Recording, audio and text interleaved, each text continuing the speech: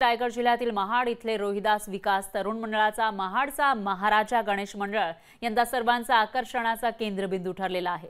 या गणेशोत्सवाला यंदा 50 वर्ष पूर्ण होत आहेत, त्यामुळे सुवर्ण महोत्सव साजरा केला जातोय। यामध्ये प्लास्टिकच्या वापरामुळे मानवी जीवन, प्राणी आणि जलजीव यांच्यावरील होणारे दुष्परिणाम चलचित्राच्या माध्यमातून साकारण्यात आले। तर या अनोख्या देखाव्याचा आढावा घेऊन मंडळातील पदाधिकाऱ्यांसोबत संवाद साधलेला आहे आपले प्रतिनिधी भारत गोरेगावकर यांनी।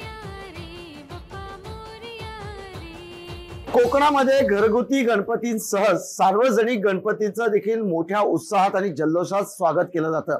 अनेक अशी मंडळ आहेत ज्यांनी परंपरा आणि पारंपरिक पद्धती आहेत त्या जपलेल्या आहेत। असंच एक मंडळ आहे महाडमधलं रोहिदास विकास तरुण मंडळ।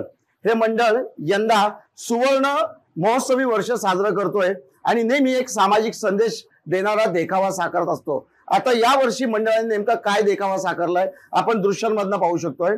या वर्षी या मंडळाचा जो विषय आहे तो पर्यावरण वाचूया हा विषय आहे आणि हा विषय घेताना त्यांनी त्यामध्ये देखील अचूक निवड केली ती प्लास्टिक मुक्तीची। प्लास्टिक वापरामुळे त्याचं जनमानसांवरती, त्यांच्या जीवनावरती आणि प्राणी मात्रांच्या जीवनावरती काय दुष्परिणाम होतात आणि त्यामुळे प्लास्टिक का वापरू नये असा सामाजिक संदेश देण्याचा या मंडळाने प्रयत्न केलेला आहे। या मंडळातल्या कार्यकर्त्यांसोबत आपण बातचीत करणार आहोत। नेमकं त्यांनी कशा पद्धतीचा देखावा साकारलाय आणि त्यांना काय संदेश यातून द्यायचा आहे, हा देखावा आपण साकारलेला आहात।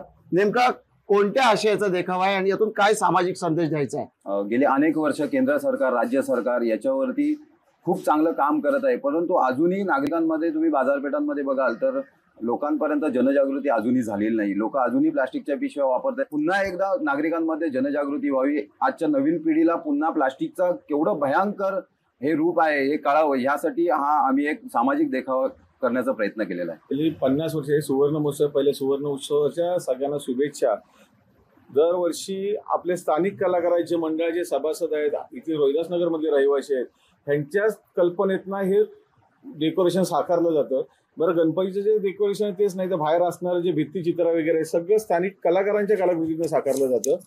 त्यामुळे आमच्या मंडळाचा आम्हाला सार्थ अभिमान आहे। जेव्हा हे सजावट करत असतो तेव्हा आम्ही इको फ्रेंडली म्हणजे टाकाऊ पासून टिकाऊ म्हणजे ह्या वस्तूंचा वापर करूनच आम्ही हा देखावा, सजावट आणि पेंटिंगच्या स्वरूपात दाखवण्याचा आम्ही प्रयत्न केलेला आहे।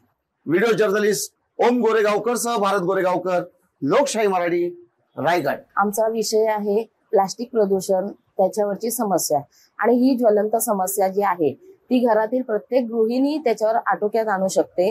कारण प्रत्येक गृहिणी ही कचऱ्याचं वर्गीकरण करून ते प्लास्टिक बंदी करणं हे तिच्या हातात पूर्ण आहे। तर तिने ते जास्तीत जास्त करावं असं मला प्रत्येक महिलेने करावं हा संदेश आम्हाला द्यायचा आहे।